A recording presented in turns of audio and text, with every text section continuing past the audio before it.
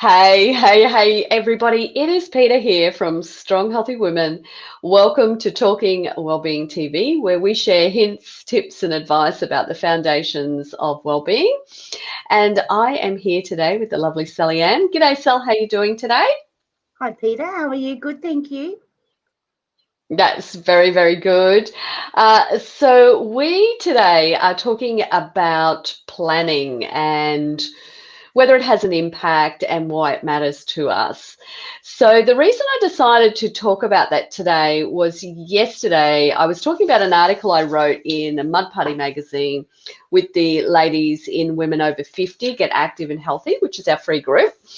And it was that it's never too late to change. And it talked about the stages of change. And so I mentioned that there are quite a few levels or stages of change, and the three areas that I like to focus on are the unaware stage. And so with that unaware stage, you basically have not really got a clue that there is something that you need to change, or maybe you do, but you're just not acknowledging it. But other people around you are noticing that there's something changed and that you might need to do something about it. Then you move into this, what I call the aware stage, which is you're aware that you need to do something. But with the aware stage, you can go either way. You can sit on the fence and, revert back to your comfort zone, or you can take that step forward and jump off the fence and you can make some changes. So you can go either way in that. But then that next stage is where you get into that action stage where you've gone, okay, I'm stepping forward, I'm about to make a change, and I'm going to do something about it. And so I wanted today to talk about how planning can have a massive impact.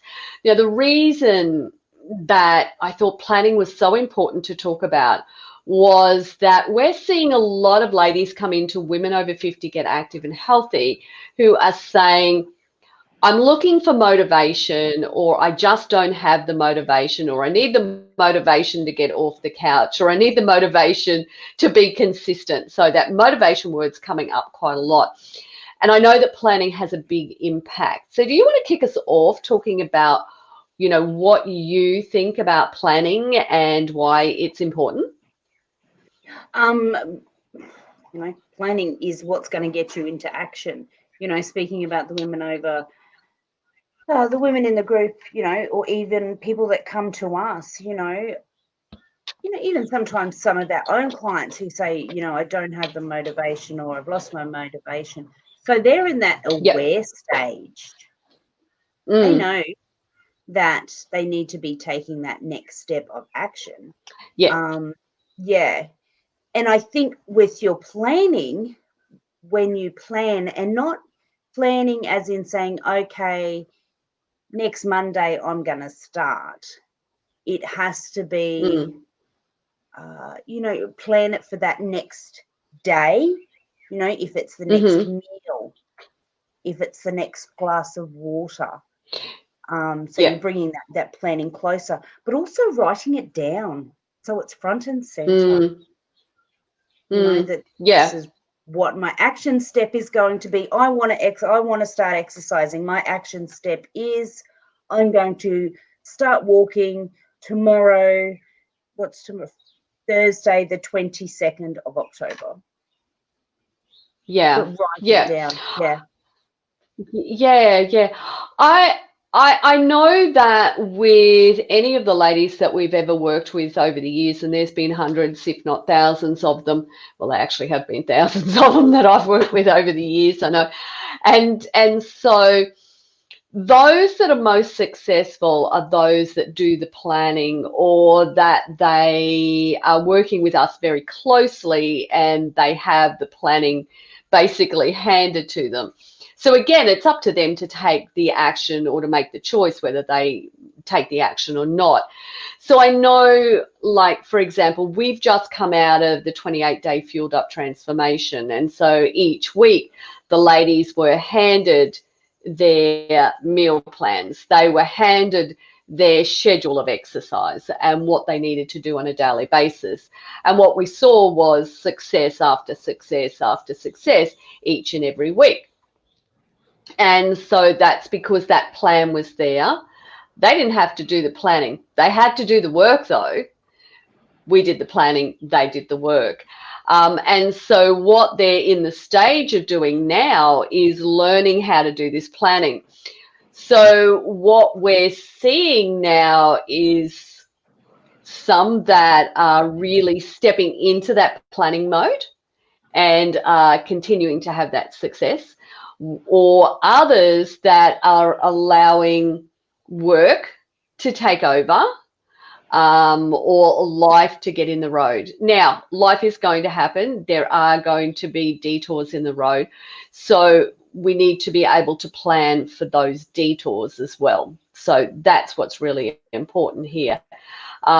When we find ourselves getting off track, then we need to very, very quickly say, okay, I need to put a plan in place.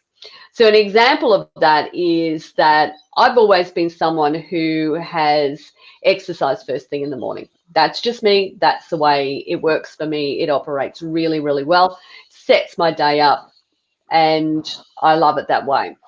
But when Paul had an accident, was in hospital, and I was going into work, doing the work so that I could then go down through to the hospital and spend time with him. My exercise routine was totally, out the window. And so what I quickly did after, I think it was 1 or 2 days, when I knew that he was going to be okay, it was just going to be this long haul back, that I went, okay, I need to start taking care of myself, because I could feel it.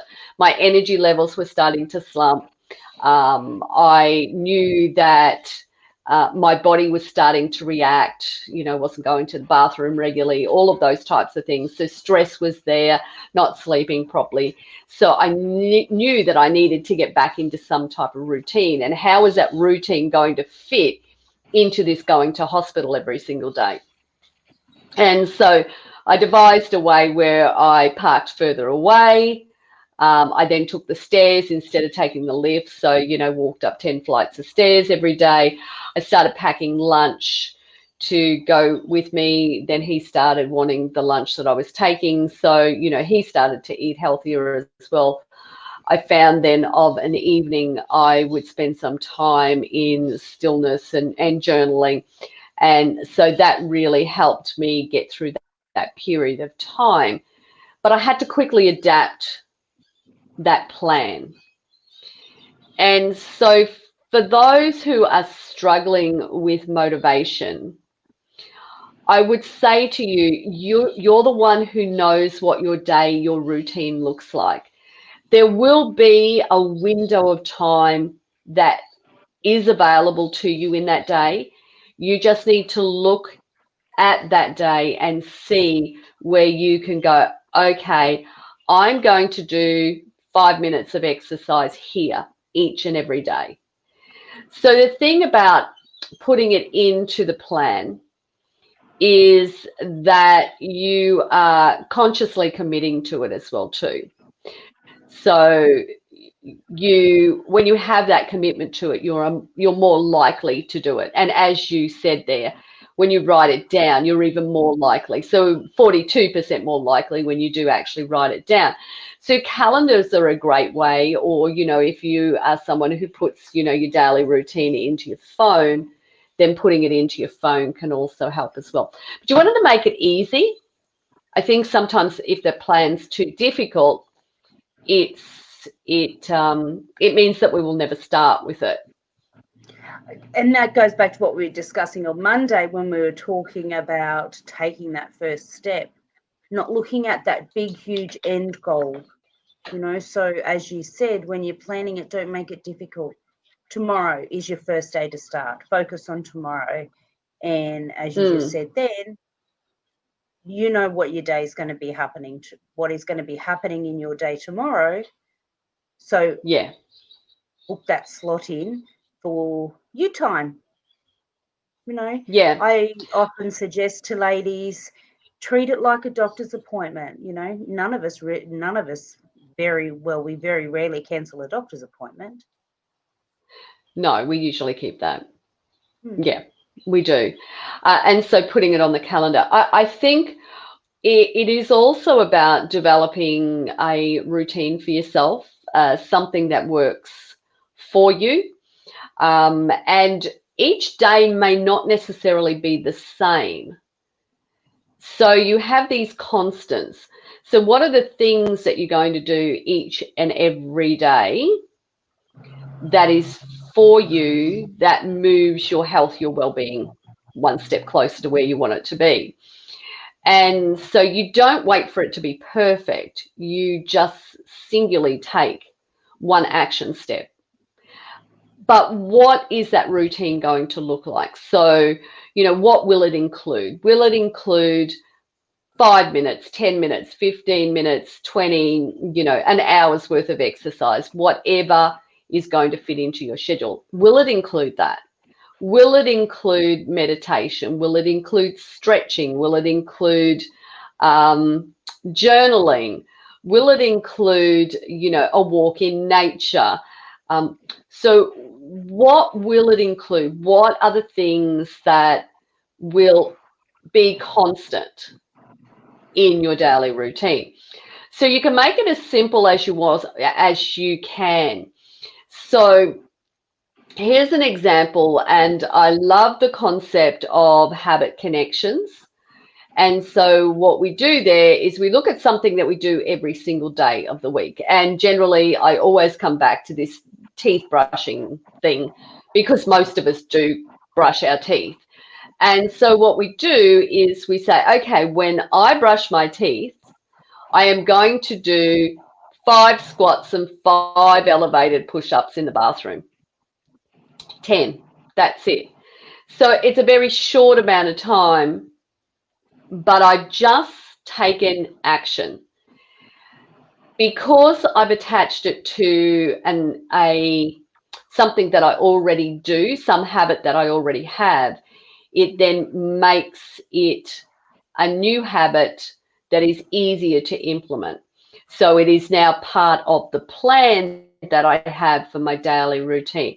So I've disrupted the normal routine by including something ever so small and different, but something that's doable and manageable.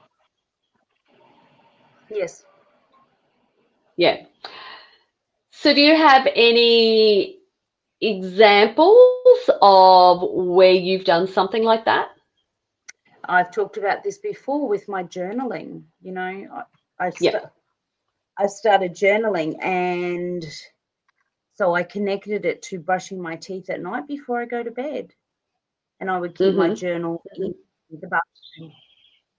And I knew that once I'd finished brushing my teeth, it was time to write in my journal, and that became a habit. Yeah. So I journal at Okay, night. so yeah, now that was something that I suggested to you because of how were you feeling? What was happening in your life? Yeah, it wasn't a very good time in my life. Yeah. And I'm one to sit and think for hours and hours and hours on end. Right. Yeah, so it really helped me put pen to paper, get everything out. Yes. And it was connected to that brushing my teeth at the end of the day, you know. So at the end of the day, when I'm brushing my teeth before I will go to bed, that's when I'm getting everything out of my head and all those emotions out of my Yes. body. Mm. So would it be safe to say, Sel, that you were lacking motivation at that point because of whatever Um, else was going on in your life? Yeah, probably not so much. Not that I was lacking motivation. It was that I was putting everything else first, and I was letting Yeah. everything else Okay. come everything could take over my life, and stuff that wasn't important. Like, you know, here we are, what, 18 months, 2 years later, and Yeah. clearly at that time it was well, you know what I was like. And here I am 2 years later, and I couldn't even tell you. I just know that I was going through a bad time, but I couldn't tell you Yeah. specifically what it was, so getting it out and, um, yeah, changing that focus and Yeah. planning. Yeah. Yeah. I think there's a good point that you make in that, is that when we are when we know that we're lacking motivation, or that's what we're saying to ourselves, I lack motivation. Um, the thing about it is that it's a small step. So it's to get out of your head and to stop telling yourself that you lack motivation, but to say, how do I make this change? What is it? How will I feel when I make this change? So when I start exercising, or when I start eating healthy, or when I start walking daily, or whatever it is that's going to be that first action item for you, how will I feel about that? Have I ever done this in the past? And for many of us, we have. We've had some type of exercise program. For many of us, we haven't as well too. But how did we feel back then? And so if we can concentrate and really focus on getting back into our head about the feelings that we had and how we want to feel like that again, then that can give us that little boost that we need in order to take that first step, to overcome the fact that in our head we're telling ourselves, I don't have the motivation. Because that motivation, sorry, yeah, go on. No, I was just going to say, and I think a lot of the time that's our go-to, whereas it Yes, probably isn't motivation. It's just that it's no, just lack of action. yeah. Well, it's probably the fact that we haven't sat and really analyzed or psychoanalyzed ourselves. So we tell ourselves that I don't have the motivation, but there'll be something underlying that if you do sit and take the time to think about it, it'll will be something else that's causing that blockage for you. And a lot of the And, times it will go back to other things that have happened in our life as well. Yeah. yeah. But the other thing too is, for me, it was putting everything else first. And we've been friends for however many years. Mm-hmm. And, how often do I put my children first? Oh, constantly. Yeah. Yeah, and I've got 2 adult Yeah. children and a 16-year-old. Yeah. Yeah, so for me, it's more that I'm putting everything else first. I'll just get this done and then I'll do that. I'll just get this done and then I'll Mm. focus on me. Yeah. Look, I know how that is, Sel. I just want to. So here's a bit of a to-do list for you. This was today's, that was yesterday's. Okay. So this was what I wanted to. These are just things that I've added this afternoon. So there weren't things that I needed to do this morning. So I have managed to achieve those. But one of the things that, and that's from a work perspective, so I do always write down the things that I have to get done or that I plan on getting done for that day. But because today is a workout day in the virtual studio for our Fit Flexes, I can choose to get up early and go for a run before we do it in the virtual studio, or I can do my run after. But that's one of the things that I do or have on my plan for those days. So I will do my strength training or my HIIT days on the alternate to everybody else.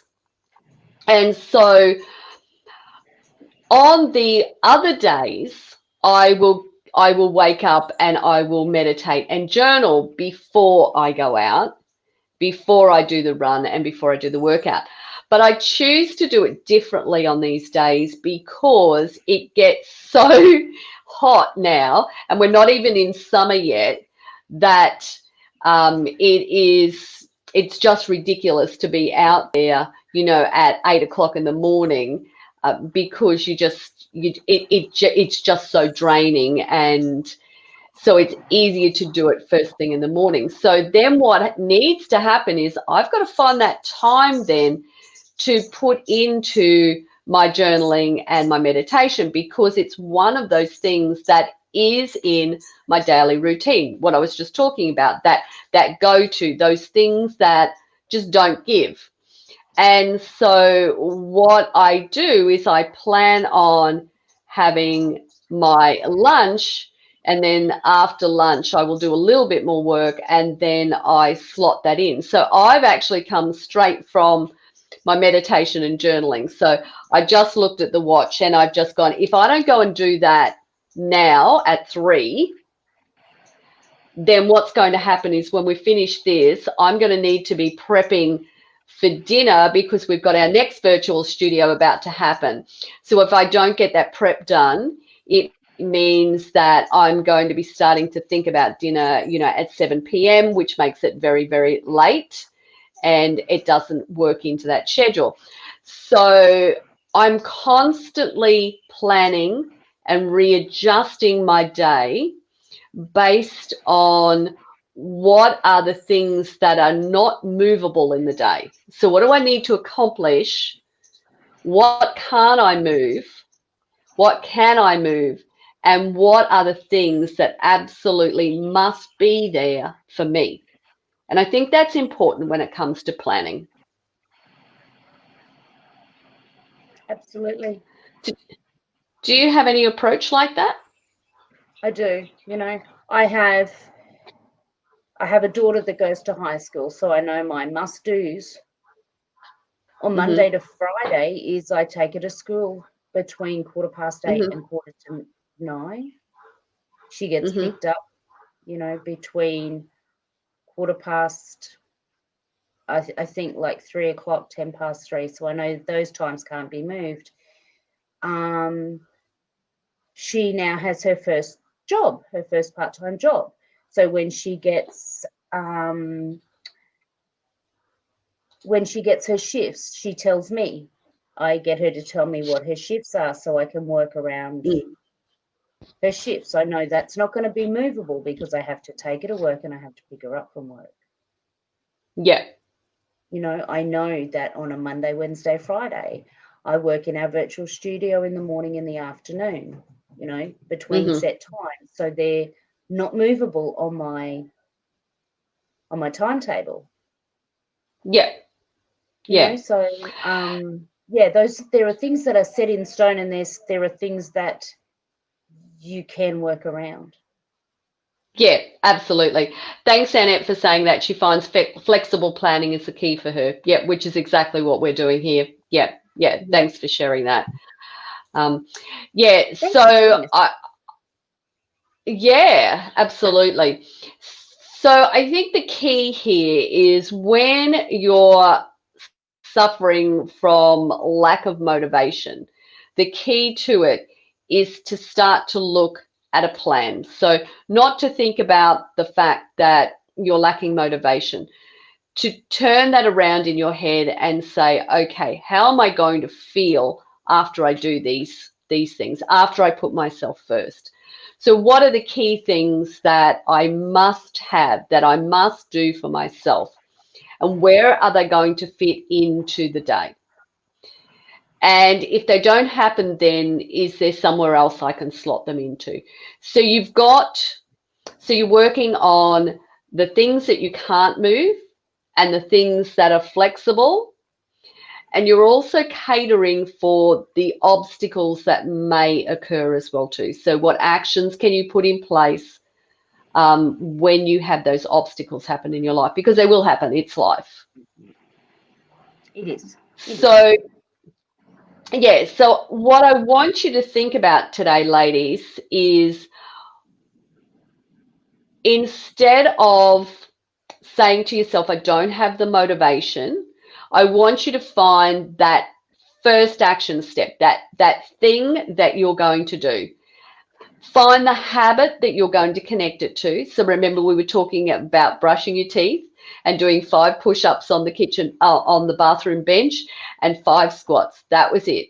So if you can connect it to that other habit that you've already got, and then consistently do it, put it onto your schedule. I'm doing that tomorrow. I'm doing it the next day. I'm doing it the next day. So the statistics show that it's around about 66 days to start creating this habit of movement, this habit of exercise. For some of us, it will be less time. For others, it will take more. So it's been anywhere, I think some of the stats I've read are anywhere from 10 days to 120 days, because each and every one of us is very different. And that's what we need to remember. Never compare yourself to somebody else and what they've managed to do, because their life is very different to yours, and what worked for them may not necessarily work for you. So it's a matter of saying, what does my life look like? What do I want it to look like? And how am I going to put that in place for myself? So do you have any final thoughts on that, Sel?